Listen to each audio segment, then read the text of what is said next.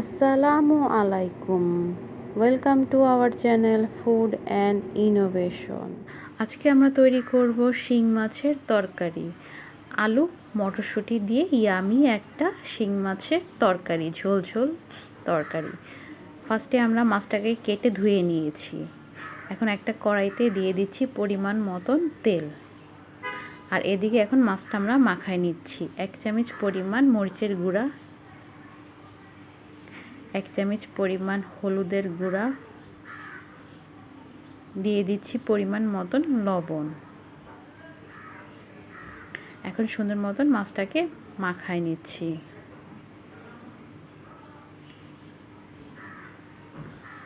আমাদের মাছ মাখানো হয়ে গেছে। এখন এদিকে তেলটাও গরম হয়ে গেছে। এখন মাছগুলা এক এক করে দিয়ে দিচ্ছি।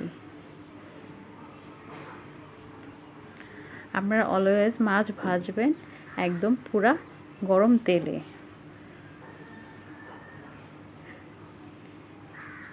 এপিট ওপিট করে আমরা মাছটাকে সুন্দর মতন ভেজে নিচ্ছি। আমাদের মাছ ভাজা হয়ে গেছে। এখন এক এক করে তুলে নিচ্ছি। এখন কড়াইয়ের মধ্যে দিয়ে দিচ্ছি 1/2 কাপ পরিমাণ পেঁয়াজ কুচি। সুন্দর মতন ভেজে নিব, লাল ব্রাউন করে নিব।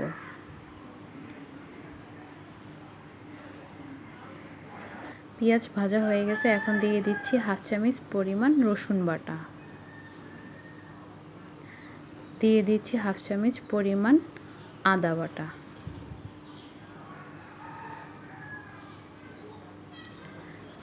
আর দিয়ে দিচ্ছি 1/2 চামচ পরিমাণ জিরা বাটা, আর দিয়ে দিচ্ছি পরিমাণ মতন লবণ।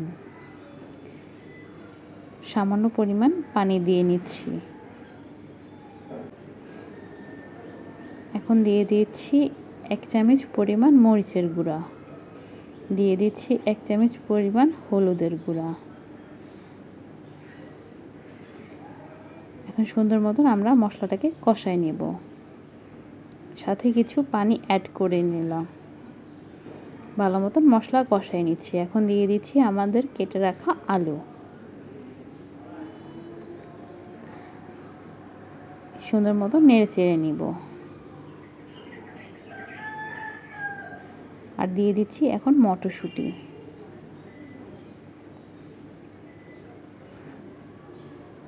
সুন্দর মতন ভাজা ভাজা করে নিব। এখন দিয়ে দিচ্ছি পরিমাণ মতন পানি সিদ্ধ হওয়ার জন্য। একটু নেড়ে চেড়ে ঢাকনা দিয়ে ঢেকে দেব। বলক চলে আসছে। এখন আবার নেড়ে দিচ্ছি।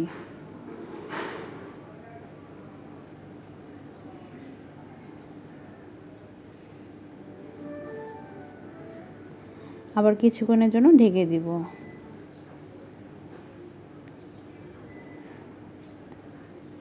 আবার একটু নেড়ে দিব। আমাদের আলু মটরশুঁটি সিদ্ধ হয়ে গেছে। এখন দিয়ে দিচ্ছি ভেজে রাখা মাছ।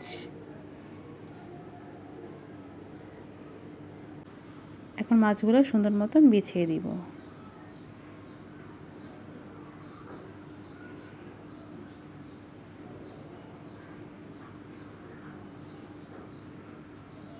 এখন ঢাকনা দিয়ে মিনিট খানেক রান্না করে নিব।